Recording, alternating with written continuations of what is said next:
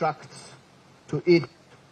Ladies and gentlemen, we'll now have our panel discussion. I bring you greetings from the School of Law, Makerere University, and very grateful that the ODPP has given us an opportunity as a School of Law to participate in this very important 8th memorial lecture in honor of JOAN KAGEZI. Our first panelist is the Honorable Justice Vincent Wagona. Justice Vincent Wagona is a judge of the High Court of Uganda. I'll kindly request you, Your Lordship, to take your seat right here with me. Our second panelist is the DPP himself, the Director of Public Prosecutions, Mr. Lino Anguzu, but it seems he's waiting for one of our guests to join us, and so we shall give him time when he is ready to come and be with us. As we wait for him, we'll also be joined by the third member of our panel, Mr. Moses Bekabye, who is a technical advisor for economic affairs, Ministry of Finance, Planning and Economic Development. You are most welcome, Mr. Bekabye.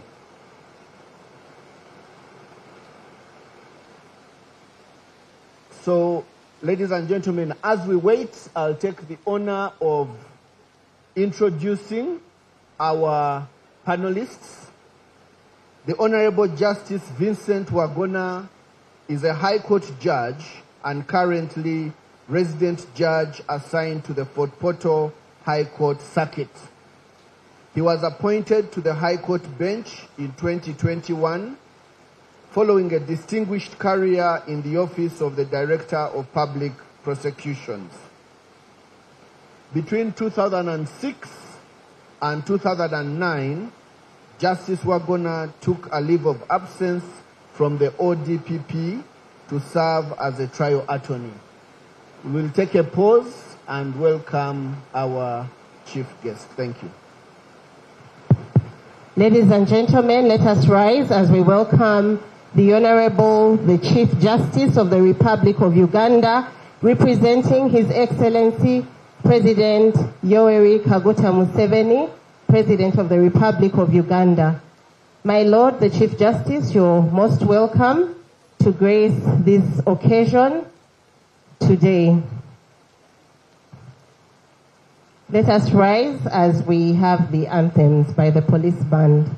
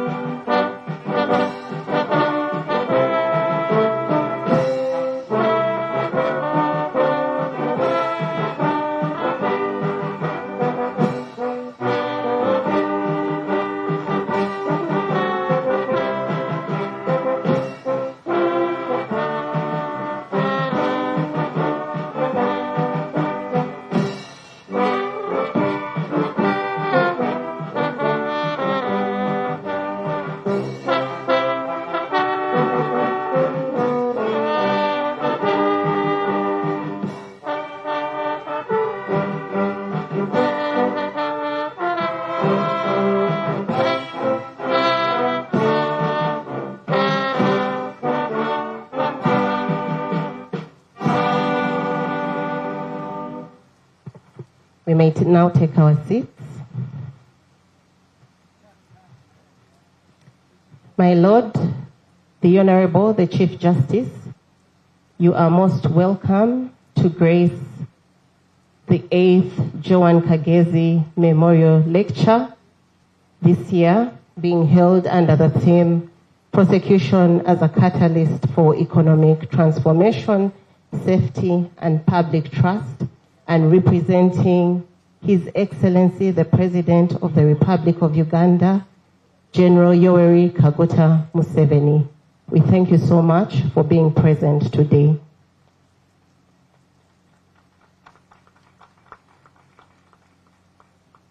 My Lord, the Honorable, the Chief Justice, the program already commenced, and we just had the keynote speech by the keynote speaker for this year's lecture, none other than the Honorable, the Principal Judge, Honorable Lady Justice Jane Francis Abodo, who gave us deep insights into the theme of this year's lecture. We are now at the point of the panel discussion, and we have our moderator, Dr. Daniel Ruhweza, moderating the discussion. Please permit me to hand over to him to proceed. Dr. Daniel.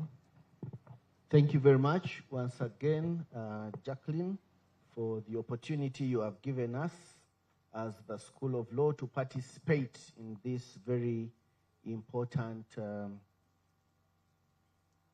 key memorial lecture, the 8th of its kind.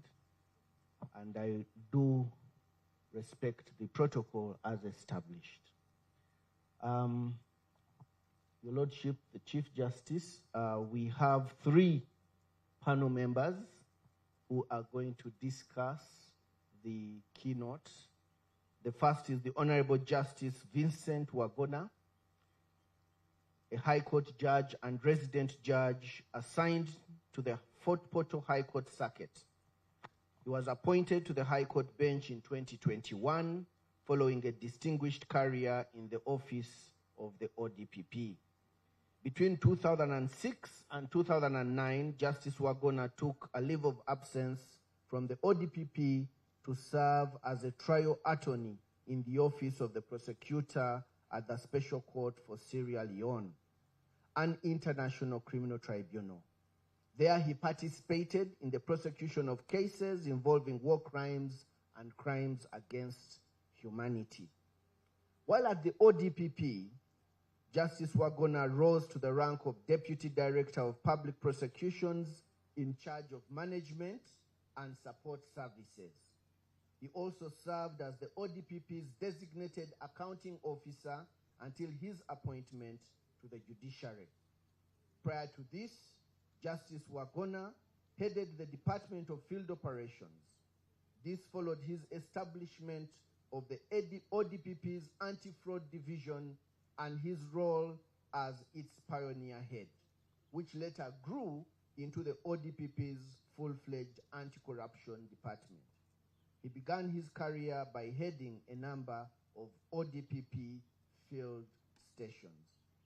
Justice Wagona holds a Bachelor of Laws degree from Makerere University, a postgraduate diploma in legal practice from LDC, a Master of Business Administration from ESAMI, and a diploma in management from Uganda Management Institute. You're most welcome, Justice Vincent Wagona. Yes, please. Thank you for that hand. Our second panelist is well known to most of us, Mr. Lino Anguzu, who is the Director of Public Prosecutions of Uganda. He's an accomplished Ugandan lawyer by training with an illustrious career in public service. Before his appointment as DPP, he served as Assistant Director of Public Prosecutions and Head of the Department of International Crimes in the Office of the Director of Public Prosecutions.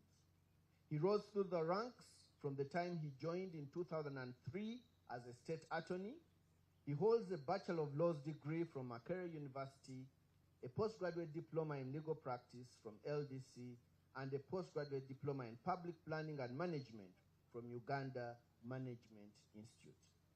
He has also completed his studies for the award of a Master's in Public Infrastructure Management at Makerere University. In 2010, Mr. Lino Anguzu was assigned to the International Crimes Department of the ODPP, which is responsible for prosecuting high-profile and complex criminal cases, including international crimes, terrorism, trafficking in persons, piracy, and other forms of transnational organized crime. He was appointed deputy head of department in 2016 and was elevated to head the department in 2019. Mr. Anguzu was instrumental in the prosecution of the 2010 Kampala bombings case and several other cases of terrorism and terrorism financing in Uganda. He has extensive experience in international judicial cooperation in criminal matters and has facilitated the extradition of several criminals in Uganda, including Jamil Mukulu, the suspected leader of the ADF from Tanzania. He has chaired the multi-sectoral task force for the terrorist financing risk assessment for Uganda in 2010 and played a significant role in helping Uganda get off the FATF grey list. He has been a member of the Bar Course Advisory Board of LDC and has chaired the Projects Committee of the ODPP. Internationally, Mr. Lino has consulted with various places like the Ministry of Justice of Gambia as a criminal justice advisor and has provided key insights to the government of Ethiopia on the country's traditional justice process. He has been recognized and cited by the Federal Bureau of Investigations, USA, for his expertise and assistance in joint criminal investigations. In April 2026, he was elected president of the East Africa Association of Prosecutors. That is our second panelist. Most welcome, Mr. Lino. Our third panelist is Mr. Moses Bekabye, who is a technical advisor for economic affairs, Ministry of Finance, Planning and Economic Development. Mr. Bekabye is currently a technical advisor for economic affairs, focusing on economic policy and strategies, investment and financing options, and implementation frameworks for government programs. Between December 2016 and February 2015, he was the Chief Executive Officer of the URBRA, Uganda Retirement Benefits Regulatory Authority. He spearheaded reforms in the pension sector since 2008, leading to the establishment of a regulatory framework. From 2008 to 2012, Mr. Bekabye worked as technical advisor for economic affairs, supporting various policy reforms and preparing various strategy documents and fiscal frameworks. From 2000 to 2002, he established the Parliamentary Budget Office and was its first director.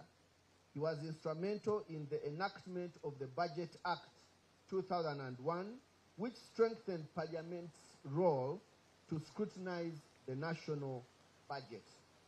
From 1998 to 2002, he worked as a freelance consultant for the World Bank and the Ministry of Finance, Planning and Economic Development. During this period, he authored the Medium-Term Private Sector Competitiveness Strategy from 2000 to 2005. Between 1996 and 1998, Mr. Bekabye was part of a small team that established the Private Sector Foundation of Uganda. From 1988 to 1996, he worked as a civil servant at the Ministry of Planning and Finance as a senior economist. He has also undertaken consultancy services, conducted capacity building training for the governments of South Sudan, Tanzania, and Somalia.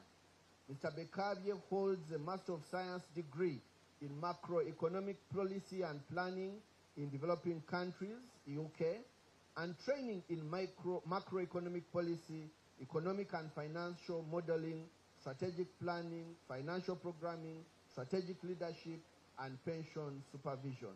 That is Mr. Bekavye. You are most welcome being part of this memorial lecture panel discussion.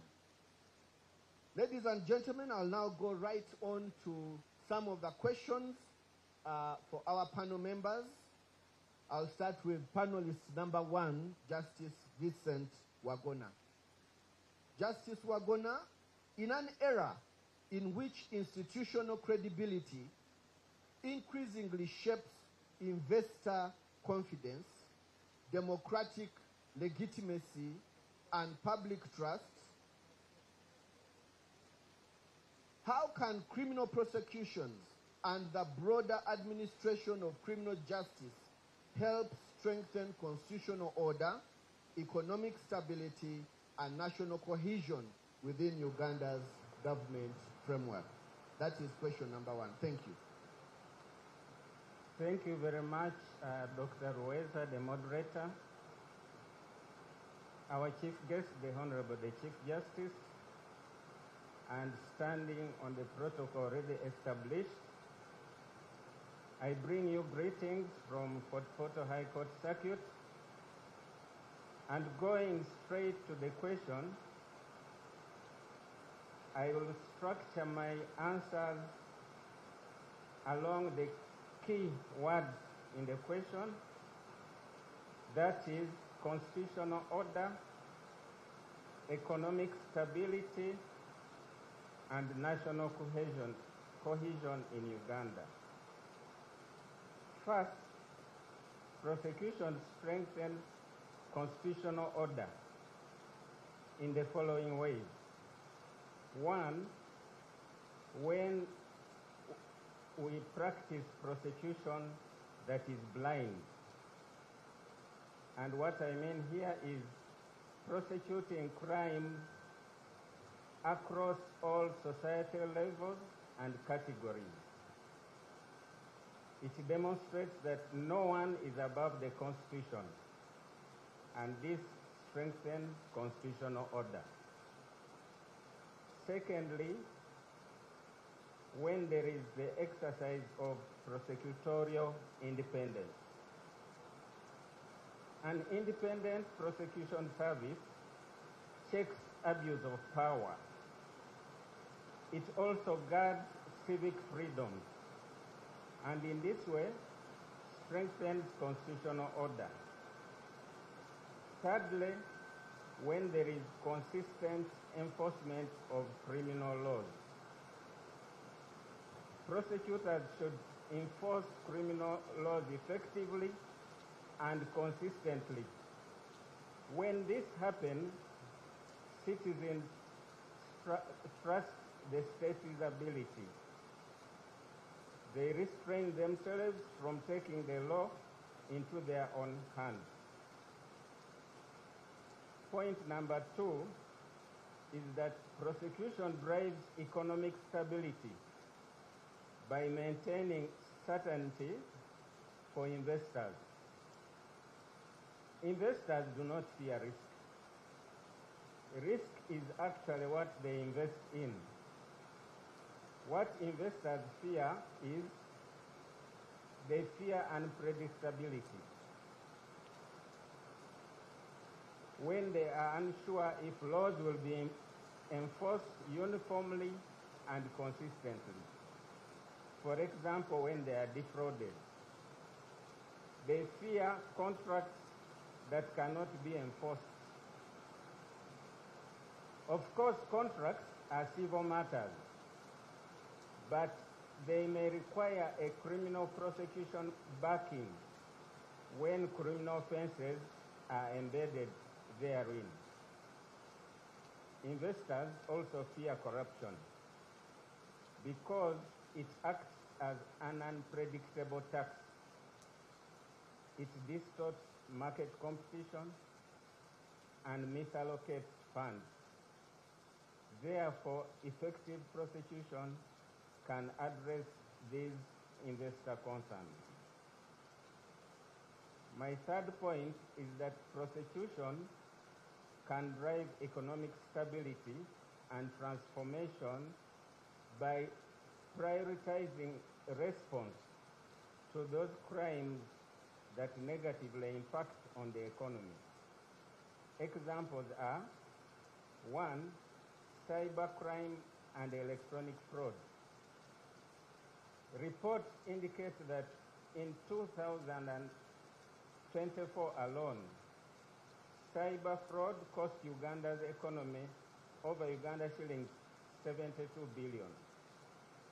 This has a direct impact on economic and financial systems. Effective prosecutions in this area would therefore protect the integrity of our banking and mobile money systems. These are a key component of our economic growth and transformation. Another example to look at is environmental and wildlife crimes. The tourism industry is a key component of our economy. Poaching and wildlife trafficking sabotage the economy. A dead gorilla, for example, or an empty national park means empty hotels and lost business and revenue. Depleting natural resources through illegal logging, poaching, and unregulated mining deprives the state of tax revenue. It also destroys livelihoods of millions of people. Effective prosecution of these crimes, therefore, is first and foremost a conservation effort, but it is also a necessary economic intervention to secure these natural resources, and such assets support economic growth and transformation. Thank you very much, Justice Vincent Wagona. I have a question for Mr. Lino Anguzu. Mr. Lino, you take over office at a time when the modern prosecutor is no longer viewed merely as a courtroom lawyer, but increasingly as a guardian of constitutional order, economic stability, and public confidence. So the question is, how do you envision redefining this role of prosecution in Uganda's next phase of national transformation? Thank you, Dr. Ruhweza. The role of the modern prosecutor must transcend just a courtroom lawyer. The prosecutor must look at his role, not just the person who stands in court to argue a case, but beyond that, must respond to a particular need in society. This requires very many things. One, it requires awareness of the society around him and the environment in which he works or she works. But secondly, it requires the prosecutor to be competent in a variety of areas that transcend just legal knowledge alone. And so what we learn in law school or in LDC is no longer going to be sufficient. You need to have situational awareness. You need to understand what is happening in the economy. You need to understand what is happening in the politics. And you need to understand what is happening in the country, where the country is going. And when a prosecutor has that kind of awareness, and then is more of a complete prosecutor and the modern prosecutor. And therefore, that way you are more able to respond, a prosecutor is more able to respond to the modern pressures and the modern demands made of a prosecutor to be just more than a courtroom lawyer. And so in the office of the DPP, we are appealing to our prosecutors through our strategic plan to be not just prosecutors, but to be professional, but also to be more responsive. Responsive in the sense that behind every case, look at the person and the individual.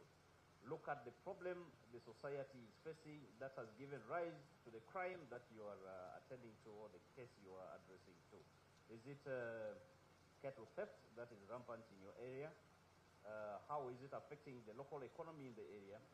Is it cybercrime, as Justice Wagona says? Is this an economic crime? Does it have an impact on the economy? Is it, for example, sexual and gender-based violence? What is the impact of that on the women and the children in our society? And therefore, one of the ways we do this is by encouraging our prosecutors to continuously build capacity in areas that may not necessarily be directly linked to criminal law or criminal prosecution alone. And so I think one of the directions that the institution is taking is, one, to provide strategic guidance to prosecutors to understand their roles bigger than just being the courtroom prosecutor who stands up and argues a case, but as a very important pillar of society and the economy, but also two, to support them and encourage them to build their own capacity through undertaking training, through institutional cooperation and coordination, so that they are able to understand the environment in this work, they work, and also respond to the real problems that affect the society. Okay, thank you very much, Mr. Nguzu. A question for Mr. Bekabye. Uganda's economic transformation has an agenda which requires unprecedented levels of public investments. Yet history shows that corruption and weak accountability can quietly erode even the most ambitious national visions. How does the Treasury intend to ensure that public finance becomes a tool not merely for expenditure, but for national integrity and public trust? Thank you. Yeah, thank you so much. Protocol observed. Public finance. First of all, my name is Moses Bekabye. I'm from Ministry of Finance. Public finance, in this regard, is a facilitator. A facilitator of an efficient justice system, a facilitator of the prosecutions that we are talking about here, and also to ensure that there is certainty. Business and economic transactions, they thrive on certainty and trust.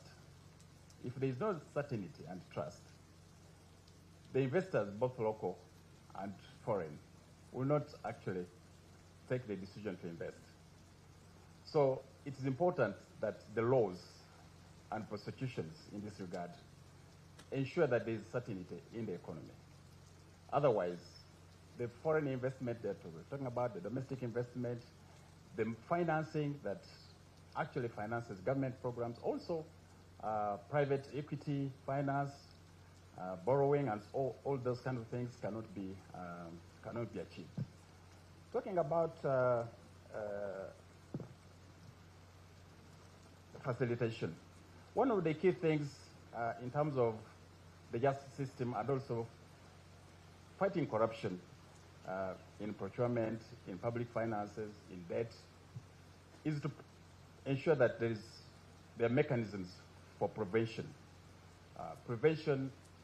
of corruption before it occurs. And how does this happen? This happens through budget monitoring. Okay, once you have strong budget systems and execution systems, monitoring, evaluation, and accountability, then you are able to ensure that there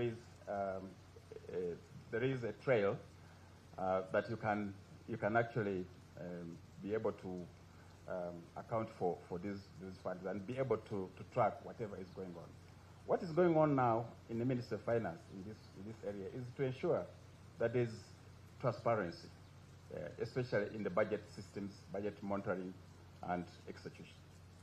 We're also implementing a digitized system of e-procurement, electronic government procurement, in order to provide a trail for accountability, in order to prevent the corruption that we are talking about.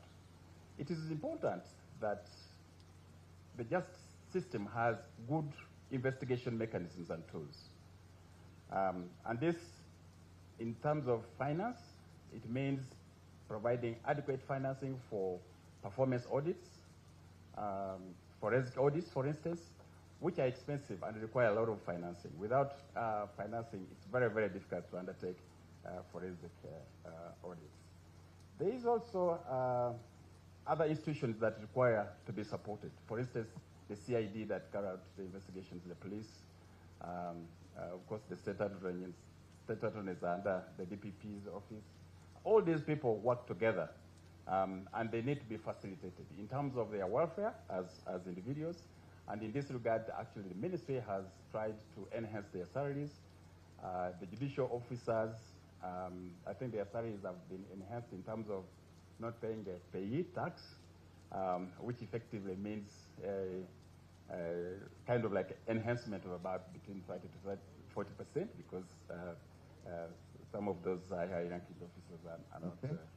So maybe I'll do a follow-up question on that. Yes. The theme for this year's lecture by the Honorable Justice Jane Francis Abodo is prosecution as a catalyst, okay, for economic transformation, safety, and public trust.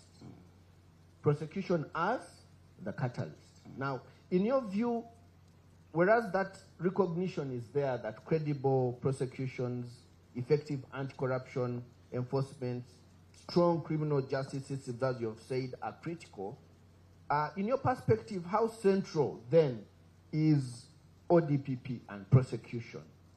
How central are these systems and economic crime enforcement to Uganda's macroeconomic strategy, to Uganda's long-term competitiveness, to Uganda's national transformation, etc.? Yes, I think what is important here in this regard is to ensure that the DPP is able to enforce contracts. It's very, very important. Enforce contracts. Enforcement of contracts. Okay. And ensuring that the judiciary is actually independent. The DPP and the judiciary is independent. So enhancing independence of the activities of the judiciary and the DPP is very, very important. And I think in this regard, the Ministry of Finance has also tried to enhance capacity of the DPP's office in terms of budgeting and enhancing their welfare and ensuring that they have the necessary tools to ensure that this happens. So contract enforcement, enforcement of other agreements, enforcement of financial agreements, enforcement of intellectual property agreements, and respecting those provisions is very critical in terms of providing the uncertainty and therefore being able to attract the kind of investment that is required for the economy to grow faster. Thank you. Thank you very much. And I think that comment now brings me to Mr. Lino Anguzu. Based on what Mr. Bekabia has said, in many developing economies, investors fear not only crime, but uncertainty, all right? They also fear selective enforcement and institutional inconsistency. Based on what Mr. Bekabia has said, how can the ODPP strengthen prosecutorial predictability and impartiality in a manner that simultaneously enhances justice, investor confidence, and democratic legitimacy? Mr. Lino Anguzu. Consistency and predictability, Dr. Roeza, are very important. I think investors want to know that there is certainty. If a particular event happens, the outcome is known. For example, when an investor wants to know if I am unfairly cheated of my investment, either through fraud or through crime, that there is going to be a credible prosecution mounted and that the perpetrator will be brought to book. and that my investment, which is lost, will be recovered and I will be restored. Now, we need to institutionalize this consistency, and how have we done that? One, we have provided clear guidance to our prosecutors in terms of how to exercise prosecutorial discretion more consistently. We have put in place decision to charge guidelines, which provide very clear guidelines on the considerations every prosecutor must take in making prosecutorial decisions on whether to charge, whether to prosecute, and how to weight evidence.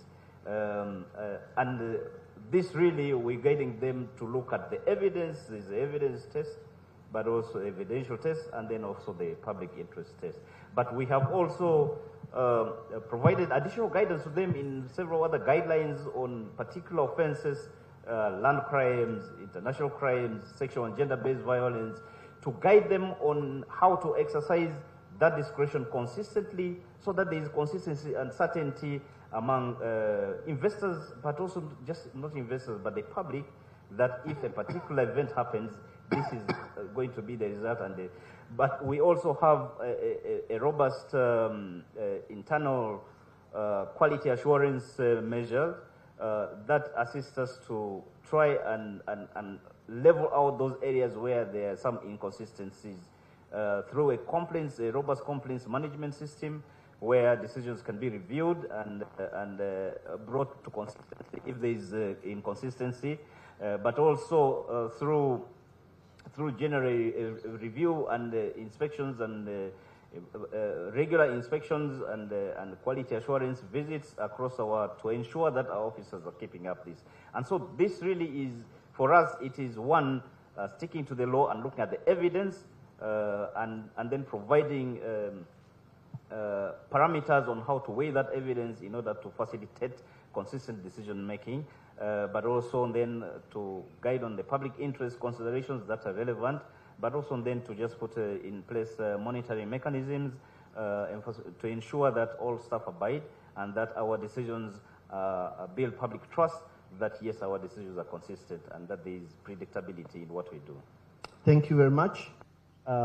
Lino, I've always wondered whether when a decision is taken to prosecute, the economic cost of that decision is also considered by the prosecutor. You know, when you sanction a file, it means that there will be transport costs. It will mean that you're triggering prison, you're triggering the food that needs to be provided, you're triggering security and things like that. But that is a conversation that we can have on another day. I'll go back to Justice Wagona. Corruption prosecutions often expose not only individual criminality, but deeper institutional failures in governance and accountability. So from a criminal justice perspective, Your Lordship, how should constitutional rights of accused persons be balanced with the growing public demand for timely, credible, visible accountability, especially when it comes to high-profile corruption prosecutions? Thank you, Doctor. So this question requires me to comment on constitutional rights of the accused vis-a-vis the public demands for accountability. And my starting point would be that we must never sacrifice constitutional rights at the altar of public outrage, because a trial that violates due process, it may produce news headlines, but it will not produce or guarantee true accountability. The reality, of course, is that we sit in a matrix of intense public frustration. The citizens demand quick results when, for example, massive public funds disappear. But then we are custodians of the Constitution. So our loyalty is to the law, not the court of public opinion, not to social media, not to the gallery. True accountability is not merely about convicting the accused. It is about validating the entire justice process. This is achieved through fairness all around, unyielding fairness. The presumption of innocence and the right to a fair trial are not loopholes. They should not be looked at as loopholes for the corrupt. They are in fact meant to protect legitimacy.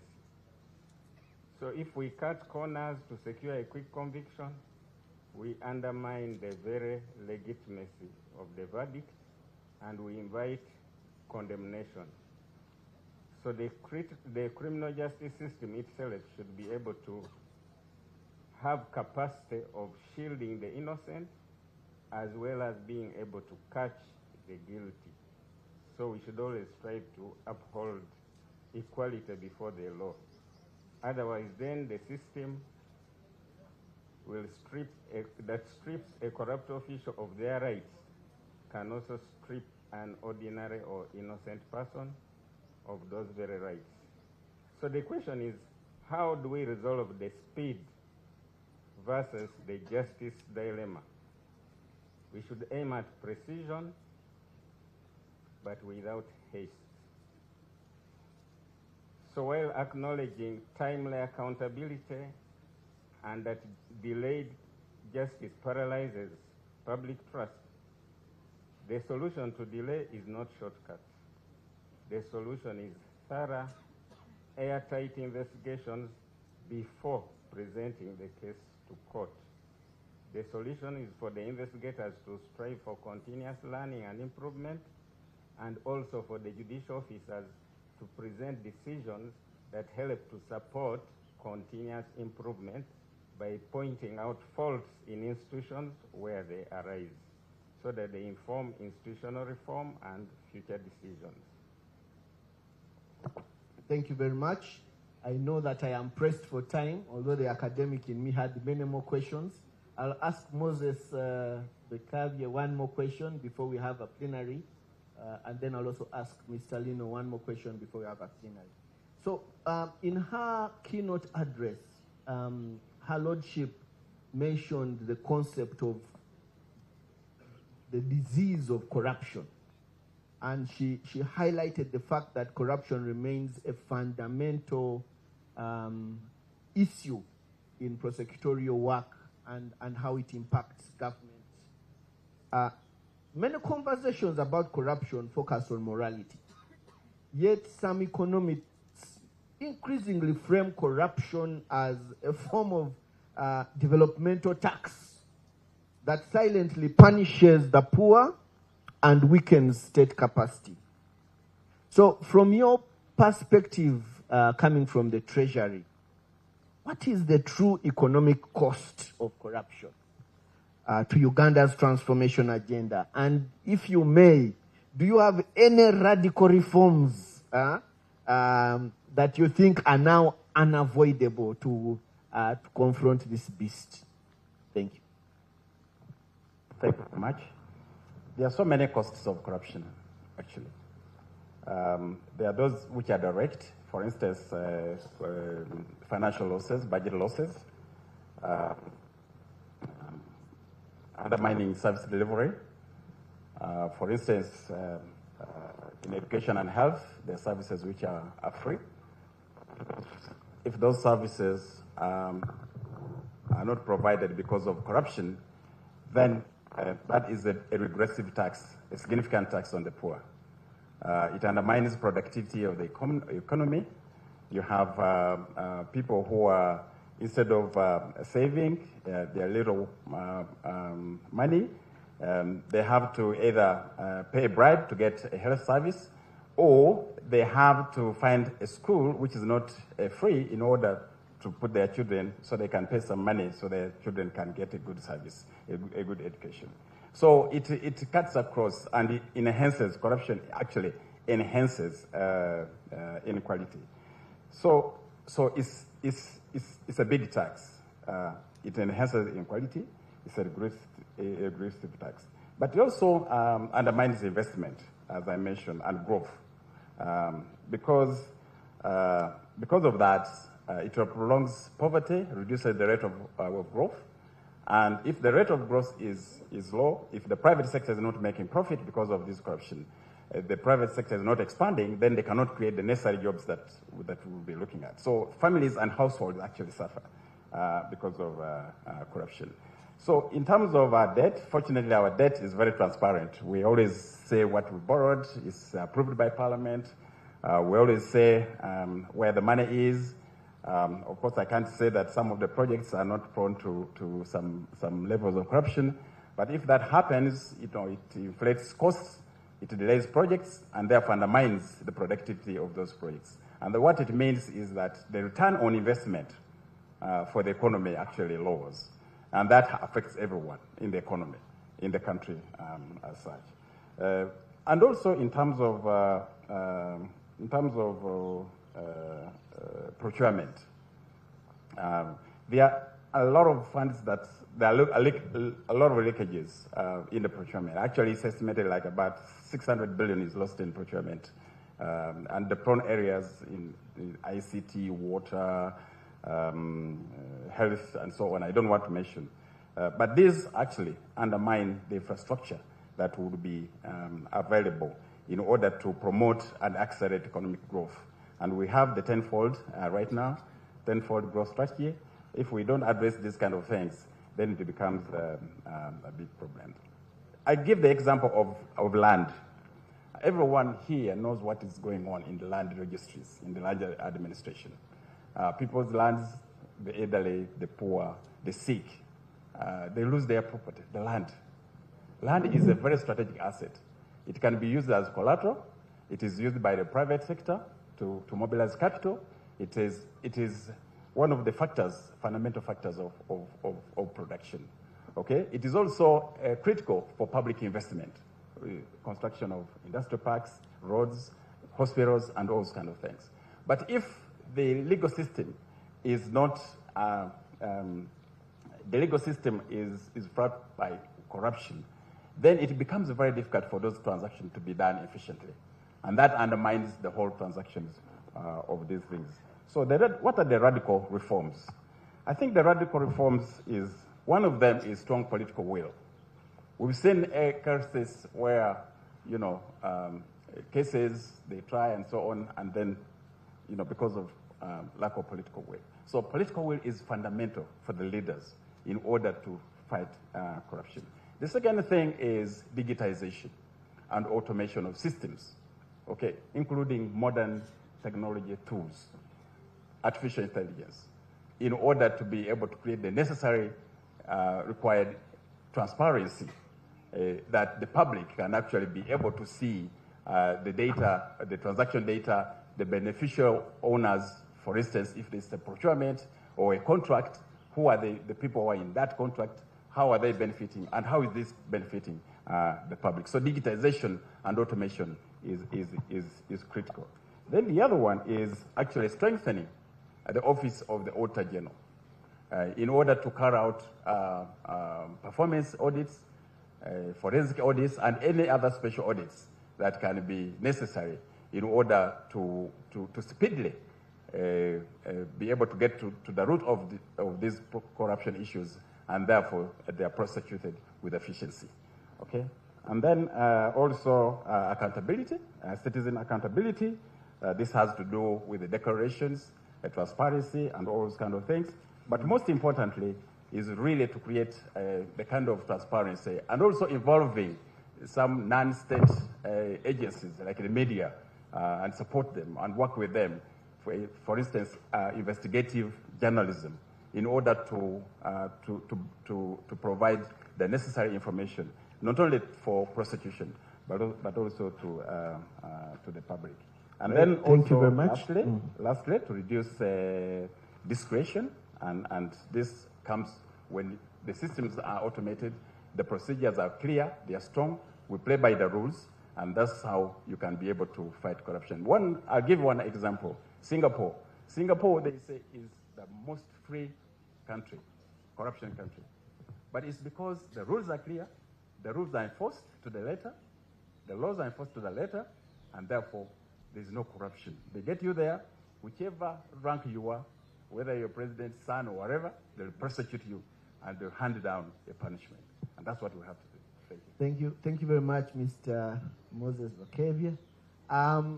You know, when you talk about digitization, I keep wondering how in our current dispensation we are able to facilitate digitization when we are having problems now with electricity. But I guess that is a conversation that we can have during the plenary. I'll just ask Mr. Lino, maybe the last question before we get into the plenary. Lino, based on what has been said by Mr. Bakevye, Uganda is aggressively pursuing industrialization. Oil and gas development, we have infrastructure expansion, and so on. There's a lot of a conversation across the region for integration. Our oil and gas industry is only as successful as the support we shall receive using the pipeline with our regional neighbors. In your view, looking ahead, what new categories of economic crimes are now pinging on your inbox? And how should the ODPP evolve institutionally to protect Uganda's future economy? Our keynote speaker today, but also by my fellow panelists here, we need to play our part and prepare for the future that the country is aspiring to achieve. Now, the office of the DPP needs to build capacity to respond to the new challenges that are emerging from the increased drive to socio-economic transformation. This, of course, has led to the emergence of quite new classes of crimes that we did not know. Right now, almost in every offense that the office is working on, there is some sort of a digital footprint, whether it is just a mobile telecommunication, whether it is an email. There is some sort of mobile footprint in almost every criminal offense, whether it is just a murder, whether it is a theft, because this is what the advancement in technology has brought upon us. And therefore, how have we responded to this? One, we have created, in addition to, of course, building the capacity of staff through training, we have created specialized units.